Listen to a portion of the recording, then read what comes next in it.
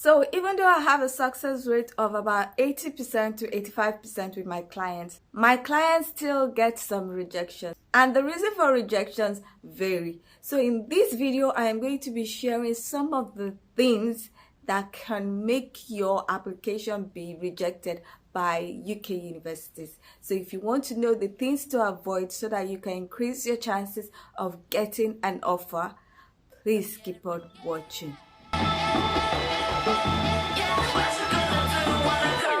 Everybody know I'm a visual.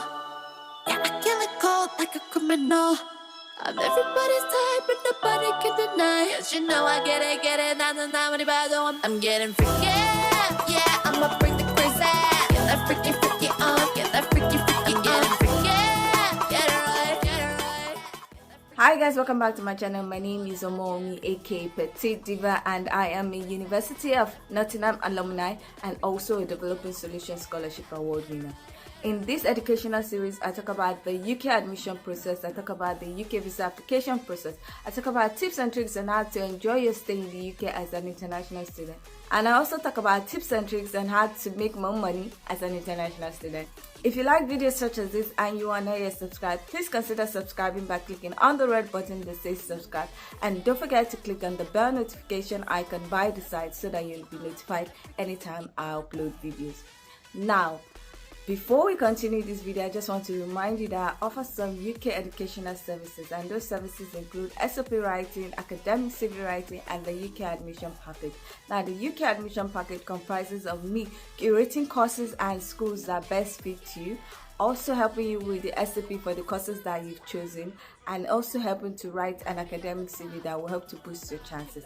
Then I would help you with the application process so that your application is as smooth as possible. Now, if you want to use any of my services, please check the description box for my email address and send me a mail. When sending me the mail, please be specific in your mail. Let me know your educational background, what you want to study in the UK, and if you can, please send me your documents so that I can review. Then if I see that you fit into my clientele, I would send you a message. You can also join the Telegram group. The link to the Telegram group is in the description box. It's the first link when you open the description box. Please open the description box and read. It's the first link.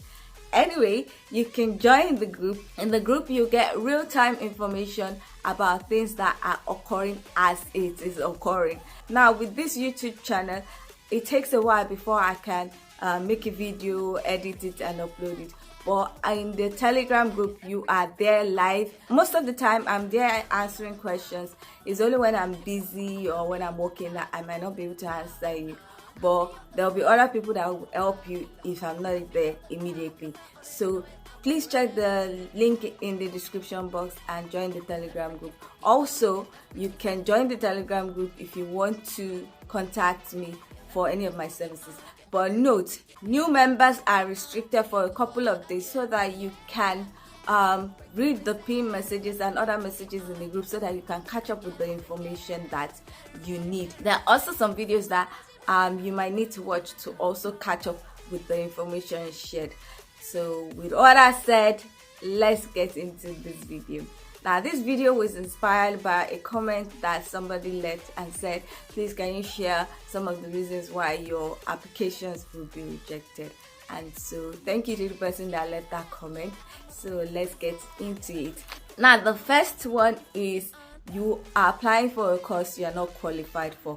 Not qualified for based on your educational background, or not qualified for based on your work experience. I keep on saying it. I have some videos talking about courses, and that is the number one reason why you will get rejected. It is not a case of let me just try my hand. If you are not qualified for the course, please don't apply because you might be wasting your time. I know a lot of time people say I want to apply for a course that will increase my chances of getting a tier 2 visa afterwards. But the point is, you might not be qualified for those courses. There is no point applying for that course when you know you're not qualified and then getting rejected and then feeling very depressed. So when I get clients, they tell me they want to do some certain courses, and I say, okay, please, can I see your CV and then your educational background? What did you study? Is it HND or a bachelor's degree? And when I review their CV, I just see that no, you cannot do this. There is a huge chance you are not going to get that admission or offer. And some will insist, as usual. Some will say no, they want because of this, and I'm like, okay, there are some people that I would automatically refuse to work with, because I like my success rate. I want it to increase. So if I know that I'm going to waste my time and you're probably not going to get the offer, there's no need for me to work with you. So I reject people and then wish them well. Sometimes I might be wrong, but most of the time I'm right. Now I'm going to use a case scenario. Now, for instance, personally, I do not write or work on any application that is social work, especially for people that don't have an educational background of social work. And this is my own personal preference, because I've noticed that a lot of times people get rejected, and then a lot of times people are just doing it because there is the potential to get work after, not because they're passionate about it. So I don't do it. Now I have a client that after reviewing her, I was like, okay, I might help you, or I will try to help you, because I saw that she had actually put the work in some things that are related to social work or care. So I was like, okay, I will help you. But she had already done some applications before coming to meet me to help her with another school. Then some weeks after, she started getting replies from the application she did, and almost all of them, if not all of them, rejected her. And I was like, I already said this, that social work, it's very, very, very hard to get it if you don't have a bachelor's degree in social work and you don't have experience, specifically in social work and the whole thing. And I advised her to try another course and try another pathway to getting into social work. Now my advice was for her to try another course, get into the system, get into the UK, do care work or even support worker and get experience in that. Then if she still wants to be a social worker, because she has experience in the UK in healthcare or social work, she is more likely to be accepted to a social work master's program. And that was the advice I gave her. So we worked on another master's program that she was qualified. She got the admission in like 5 days. In fact, she was so fortunate because after I applied, the application for that course was like removed. Even the session that I applied for was not what she wanted. She was already thinking, oh, she would do September, but God just smiled on her, and I was able to get a session that was earlier than September. Any which way, she got the admission and she has already gotten a visa. So with application, you have to be smart. You also have to have you have to be proactive. You also have to be a bit flexible to know when to shift and not be rigid. So the first point is apply for what you are qualified for, either educationally or professionally. Now, the second reason why people get rejected is because you are applying at the wrong time. And this is something I've been saying, especially based on the experience I had with General Research. There are a lot of people that didn't get offer with General Research because they started applying late. Now, that is a wrong time to apply. I keep on saying it. The closer it gets to the course application deadline or course start date, the harder it is to get an offer. And it's because by the time they opened early, a lot of people have already applied. Some people have paid. Like now for Salford. Yeah, Salford. This is February when I'm filming this, and for September 2023, most of their courses are filled up. I had a client that I applied for a course even before the end of the deadline of application for the first batch that was opened, that I honestly thought he was going to get the offer. He's more than qualified. So when he got the rejection letter, I was disappointed, but I understood, because the course is even a hot course and so many people have paid. Like the class, from my knowledge, that class is always very small. They don't do, it's not like the business classes that are always larger. This is very specific. It was a whole course, and the class size is always small. It's never large. You cannot see 100 people in that class. So when he got the rejection letter, I was like, oh my god, I know you're qualified, but this is it. This is the way it is. And the thing is, even if you get rejected because of the timing, it doesn't mean that you are not qualified. Because I know sometimes they will write, oh, there are more qualified people, or that they are going to use something like English proficiency test to decide whether to give you an offer or something, and you might feel like you're not qualified, but most time you're qualified for it. I've had some people in the group and even clients that applied for a course for January intake and were rejected because of, oh, there were more qualified people, or people that had WAEC were given preference instead of NECO. And this September session, they got the offers. Like, they got the offers that for the same course that they were rejected for. So it's all about timing. That's why I always say apply early, apply early, apply early. Now, apply early. Now, the third reason why you might be rejected is that your SOP doesn't sell you well.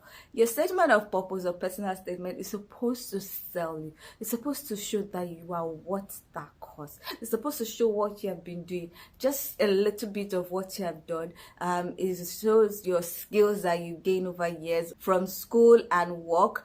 It's supposed to also show that you know what you are going in for. You know the terminologies, you know what you are actually going to do. You have enough knowledge about what you're going to do. I've seen a rejection letter where the person was told that you did not show that you know enough about the course. Now, I'm a pharmacist. I've been all I've known is healthcare, public health, and the rest. So now, me writing for people that have studied economics, business, finance, engineering, that I have no idea what they do, and then having to write for courses like human resource management, structural engineering, business finance, business data analytics, and the rest. I have to read up on courses that my clients have studied and also courses that they want to study. Fortunately for me, I have good and fast comprehension skills, and then thanks to all my research skills gained from my master's program, I'm able to know where to research. So I have to read articles, journal papers, and the rest to just understand what's going on in the field that they are and in the field that they want to go to. So I read quite a lot of papers, quite a lot of articles, quite a lot of publication. I'm reading Forbes, for goodness sake. I don't even know. As in, I never used to read Forbes. Now I'm reading Forbes, reading structure, so many things. And I'm like, wow. It's helped to broaden my knowledge because I know a lot of things now. I know about employment engagement, reward management, performance review, oil drilling. I was finding out Nigeria, as in, I know too much now.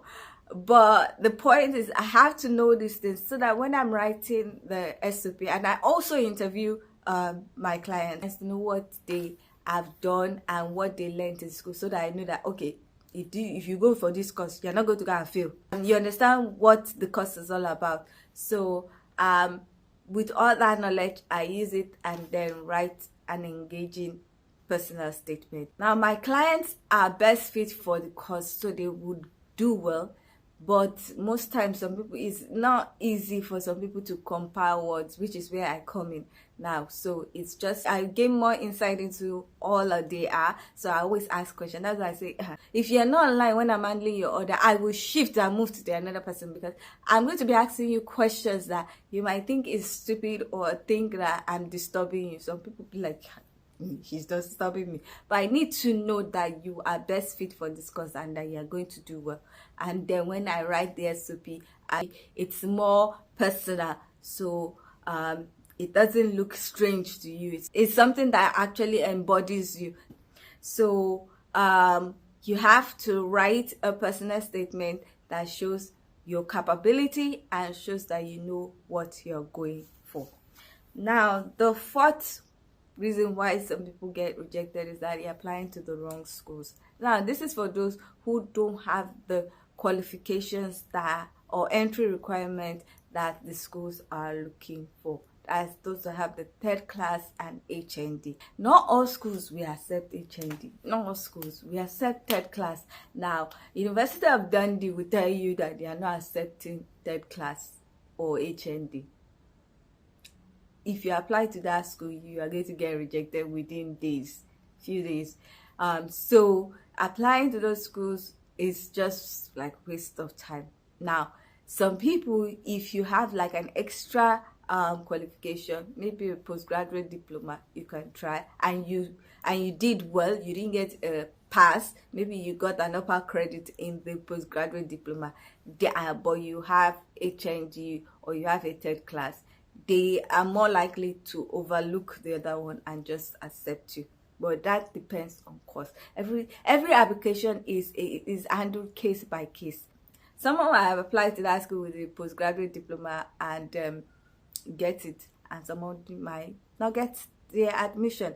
So please do your research to know the schools that might accept you, especially if you don't have the qualification. And if you have to get extra certification, then you might just have to do that to increase your chances of getting an offer into a master's program. Now, the fifth one is that your application is not unique. Like I said, every application is treated case by case. Now, lately, I really don't say, oh, this school accepts HND guarantee, because over time I've noticed that a school that we might say, oh, would accept this qualification, that's third class or HND, sometimes they might reject those that have HND. I've seen it so many times. Now, I've had 2 clients apply to a particular school. They both have ND, HND, and a bit extra qualification, and one got accepted and the other one got rejected. Now, they applied for 2 different courses. They have 2 different backgrounds. They had 2 different extra qualifications apart from the ND and HND and years of experience they had, and they were also applying for 2 different courses. One had a PGD and the other did not have, but she had a professional qualification. Now, what I always say, each application is unique, is that these 2 were both HND and ND holders, and one got an offer, one did not get. Now, also, you also need to know when you have to put some extra effort and when you have to supply some extra documents, even if it's not asked. Now, there's a school that accepts HND applicants if you show that you have experience, and also if you can show that you know what you're going in for. Now, when I'm applying for HND, or when I'm applying for bachelor's degree holders, I don't submit CV because it's not necessary. In fact, there's no space for CV there. But me, I used to look for a way and put CV for my HND clients because I am trying to sell them based on their experience. And I also love the school because there's no limit to their personal statements. So if you see this personal statement of my HND holders client, long, over 1,000 words, because I'm trying to sell them based on their experience. So I'm going to say they did this, they did that, they did this, they did that, they did this, they did that, they gained this, they did. I will make it very, very long so that when they read it, And I love that school because there's no limit. Because when there's a limit for personal statement for my HN clients, I'm always struggling because, oh, how am I supposed to sell their experience with 500 words? So because of that, I'm selling them on their experience. I will talk about their experience. I would submit their CV. Now I saw somewhere, because I'd started doing this, I started applying with their CV before I even knew that that is something they want, because I felt like I'm selling them on their experience, so I need to add the CV to show the experience. Then I later found out that sometimes if your SCP is good and everything, and they might request for your CV for those that have HND, but me, I'm proactive, thank you, and I'm for future. I see into the future. That's the word. I see into the future, so I do it before they even ask for such things. And my CV for them is not 2 lines of activity. I know some people say a CV should be 2 pages. My CV for my HND clients are not 2 pages. It cannot be 2 pages. Most of my clients, HND clients, have over 10 years experience, which is what I love working with. If you have less than 5 years, unfortunately for you, I cannot work with it, because most of the time I've seen that those that have less than 5 years without any extra qualification would get pre-master's option, not a full master's. That is based on my own experience. So my clients have over 10 years, and I'm not going to start writing 2 lines. But what they've done, I will do everything. Yes, we're trying to get them into the master's program, not a pre-master's. So I will write everything. Most of the time it's 4 pages. Every extra qualification they end, put it. Everything, put it. Research, put it. So by the time they see it, they're like, hey, this person has been working. This person knows what the course is all about. This person has experience. This person has transferable skills that will make this person an asset to the course. So that is how I apply. And to the glory of God, they are getting offers. So, like I said, it is what it is. Try and make your application as unique as possible. No matter what people have said, oh, I got offer in this place, I didn't get offer in this place. You might get offer there if you make your application unique, and if you know that you have the background, either professionally or based on your education. So that is all. My number 1 tip, as always, is to apply early. Now for September 2023, unfortunately it is getting tougher to get offers, but you can still get offers. And all to the glory of God, all my January clients, those that have received feedback from the schools, all got offers. Even the HND clients that I had. So you can still get offers. You just have to make your application very, very unique, because people have already paid book space. So to get offer now is not survival of the fittest. It's not yet as difficult as it will be in May, but you still need to make your application unique so that you can get an offer. Now, if you're thinking of applying for January, I would advise that you get all your documents available now and start preparing. Go and look at the courses that you want to apply for, because by April, May, it will be open. By August, it will be more difficult to get offers for January. Trust me, last year taught me big lesson. So you need to start preparing your documents now if you are for January 2024.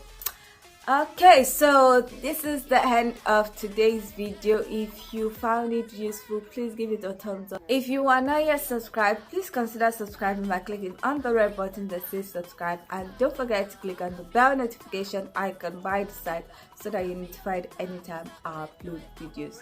Now, with all that said, thank you so much for watching. I hope to see you in the next one. Bye. Yeah, I'ma bring the crazy. Get that freaky on, get that freaky, get freaky.